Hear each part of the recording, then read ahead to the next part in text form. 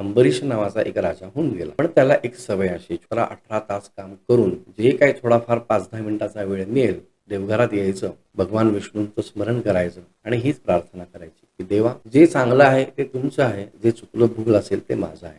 Okay. बाकी सगळं आता तुमच्या चरणांवरती. एवढी एकच फक्त प्रार्थना. गंमत अशी घडली तर दुर्वासा मुनी एक दिवस त्या अंबरीष राजाकडे आले, की मोठे तपस्वी आपल्याकडे आलेत, त्यांचा सत्कार केला, सन्मान केला आणि त्या दिवशी एकादशी होती आणि दुसऱ्या दिवशी द्वादशीचा पारणा. प्रथा आहे, काही जण अजूनही करतात. पण दुर्वासा मुनी जे गेले सकाळी स्नान संध्येला पूजेला, बराच काळ आलेच नाही. खूप वेळ राजाने वाट बघितली. आता द्वादशी लागेल थोड्या क्षणांमध्ये आणि पारणं राहून जाईल. म्हणून मग पुरोहितांनी एक सल्ला दिला, की काय करा, द्वादशीचा पारण्याचा संकल्प सोडा आणि 1-2 खडे साखर खाऊन उपास सोडा आणि ओके. जेव्हा दुर्वासा मुनी परत येतील तेव्हा मग त्यांच्याबरोबर भोजन करा.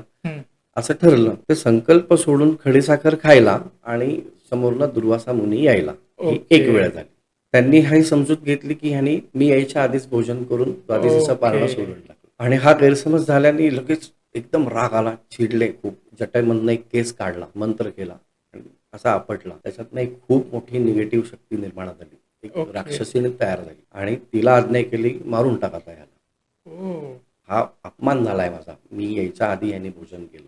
त्याच्यामुळे ती राक्षसीण अंबरीष राजावरती धावून आली. ती धावून आलेली दिसत्या क्षणी अंबरीषाने डोळे मिटले, महाविष्णूंचं स्मरण केलं अतिशय मनापासून. ते स्मरण केल्या केल्या महाविष्णूंचं सुदर्शन चक्र सुटलं आणि पहिली ती राक्षसीण संपून टाकली. ती राक्षसीण संपवली आणि ते सुदर्शन चक्र लागलं दुर्वासा मुनींच्या मागे. दुर्वासा मुनी पहिले गेले ब्रह्मदेवांकडे, याच्यापासून वाचवा. ब्रह्मदेव म्हणले ते आहे कोणाचं, त्यांच्याचकडे तुम्हाला जावं लागेल. भगवान शिवांकडे गेले, भगवान शिवांना विनंती केली. शिव पण म्हणले ज्यांनी सोडले तेच परत घेऊ शकतात. मग आले महाविष्णूंकडे, महाविष्णूंची माफी मागितली. विष्णू म्हणले ज्यांच्यासाठी सोडलं त्यांनी माफ केलं तर ते परत येईल. आता अजून काय, की आता अंबरीषाचे पाय धरायचे. अंबरीष राजा मुळातच निरहंकारी आणि दयाळू होता. अंबरीष राजांनीच प्रार्थना केली, की नाही, मी दुर्वासा मुनींना मारायची प्रार्थना केलीच नाही, माझी फक्त या राक्षसिणीपासून वाचवा एवढीच प्रार्थना केली आहे. ओके.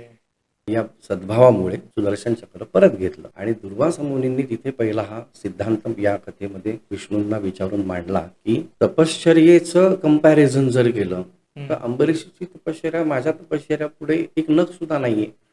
मग त्याच्या संरक्षणासाठी तुम्ही सुदर्शन चक्र सोडू शकता. मग इथे भगवंताने हा सिद्धांत मांडला, जो प्रपंच नेटका करतो आणि ती सगळी सेवा माझ्या चरणाशी ठेवतोय.